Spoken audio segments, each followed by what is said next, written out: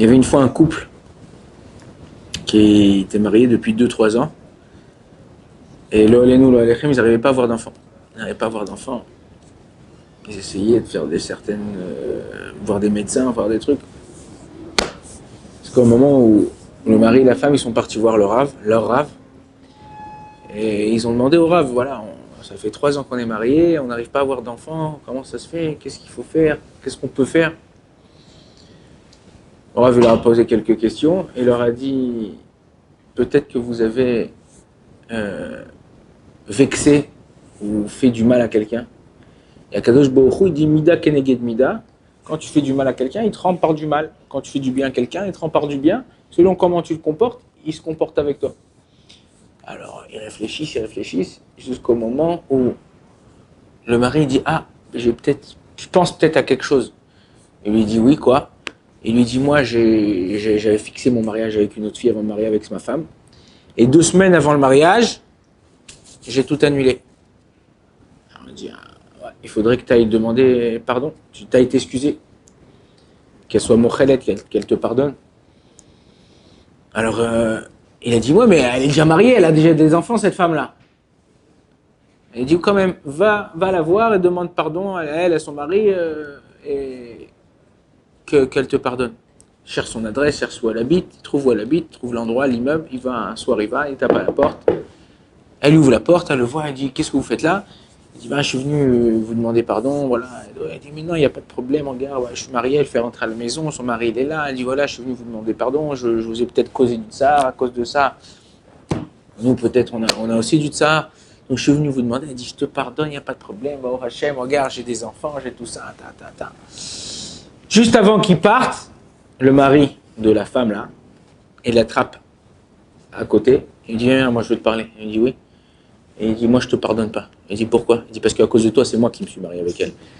Il y a des fois, on rigole de cette histoire, mais des fois on fait du mal aux gens, ou des fois on prononce des mots, on prononce des phrases sur certaines personnes, et on ne sait pas à quel point le mal qu'on puisse faire à une personne. Il faut faire très très très attention. La Gemara dit de faire attention au votre avéro, le respect de son prochain.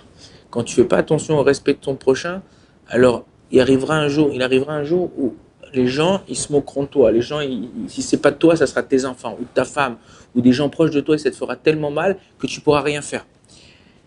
Il y a quelques années, sur la tombe de Rabbi Shimon Bar Yochai à Méron, il y avait un groupe de gens qui sont venus prier là-bas sur la tombe de Rabbi Shimon Bar Yochai, et il y avait un petit jeune, il doit avoir la trentaine, comme ça, avec la chemise dehors, comme ça, il avait une bouteille de vodka à la main, comme ça, et il priait comme ça, à voix haute, ouais, hein, il sentait un peu l'alcool, comme ça, les gens disent, mais c'est qui ce mec là, qu'est-ce qu'il vient faire comme ça sur la tombe de Rabbi Shimon Bar Yochai?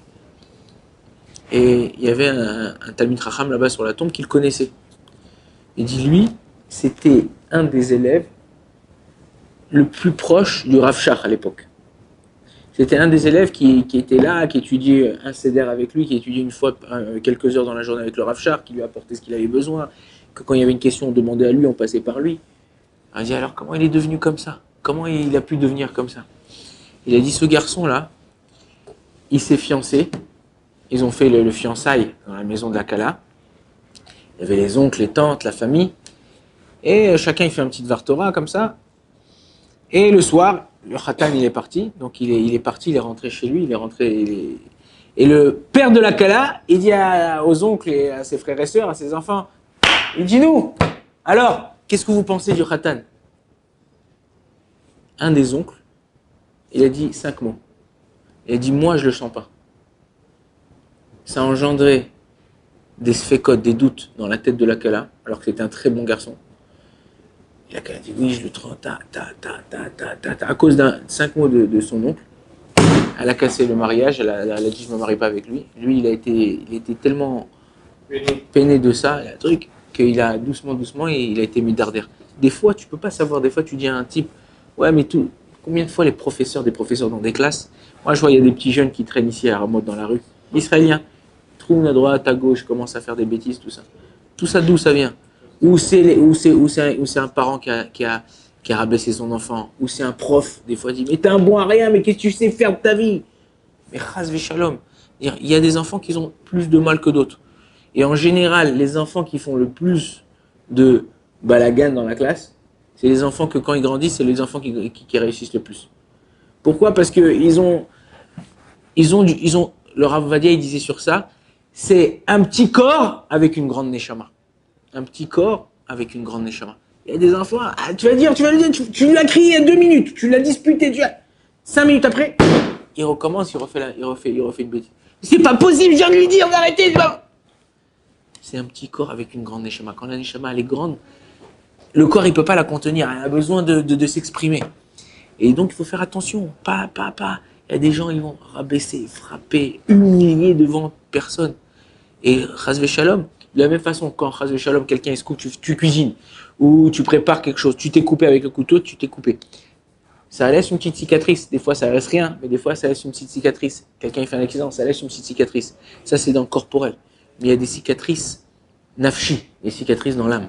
Quand tu vexes quelqu'un, quand tu humilies quelqu'un, ça laisse une cicatrice. Il faut faire attention comment vous parlez entre vous, comment vous parlez avec vos professeurs, comment vous parlez avec vos parents, comment vous parlez avec les gens qui vous entourent, avec les gens qui vous aiment, qui vous aiment pas. Et s'il y a quelqu'un qui vous rabaisse, vous, il faut savoir que votre neshama, elle est là, elle repoussée. Laissez passer. On dit, ça rentre d'une oreille, ça sort de l'autre. Quand il y a des gens qui sont mauvais, qui font du mal, l'autre, il faut pas porter cas. Que Kadosh Baruch Hu Bezrat Hashem, il nous aide à se comporter bien les uns et les autres et faire venir le Mashiach Bezrat Hashem.